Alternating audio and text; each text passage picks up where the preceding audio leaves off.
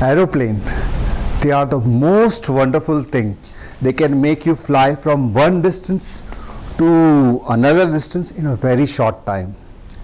You can watch amazing movies when you're sitting in the plane, all that you wanted for long hours.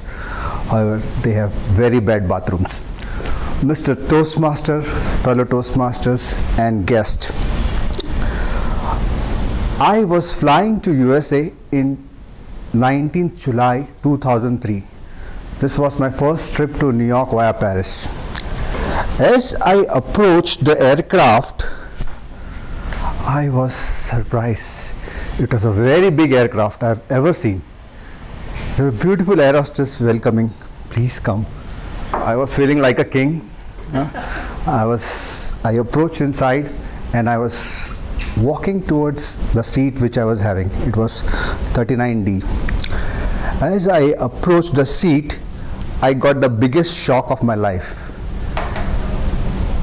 There was one gentleman and a lady, and I was supposed to sit in the between. The gentleman was weighing around 350 pounds and the lady was weighing 300 pounds.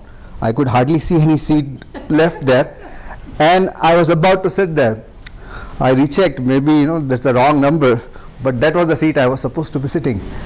And here I am in between them. Here's Miss Lady and here's Mr. Gentleman.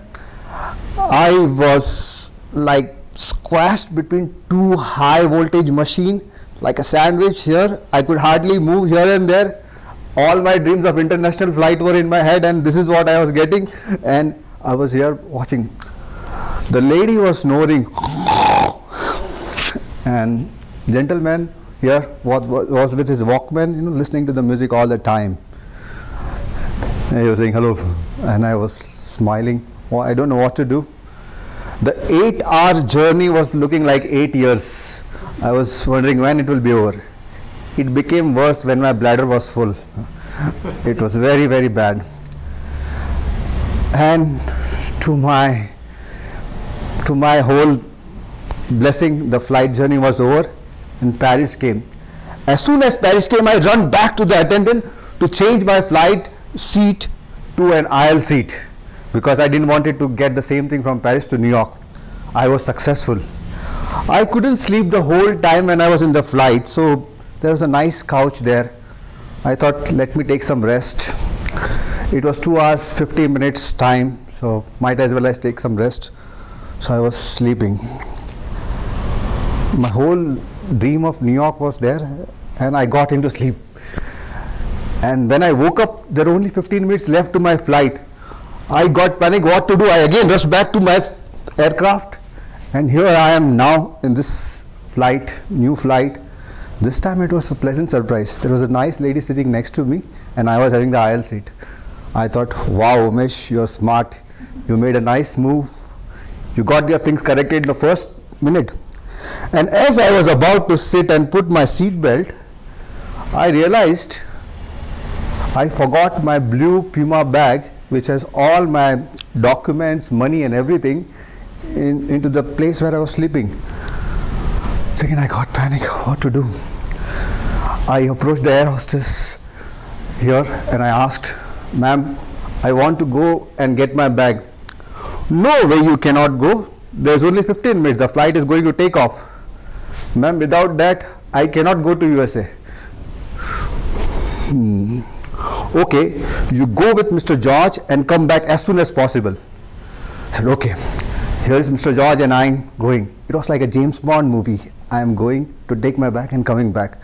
But as I was approaching towards the place where my bag was there, I saw a different thing. There was a lot of police cars, bomb squad, dogs, and I was surprised. What's happening? What's happening? Okay, there was a big brochure standing over there. It was written unattended baggage, possibility of explosive, and I was wondering what's there. And I realized they were looking for my bag, and my whole blood pressure went up. Now what to do?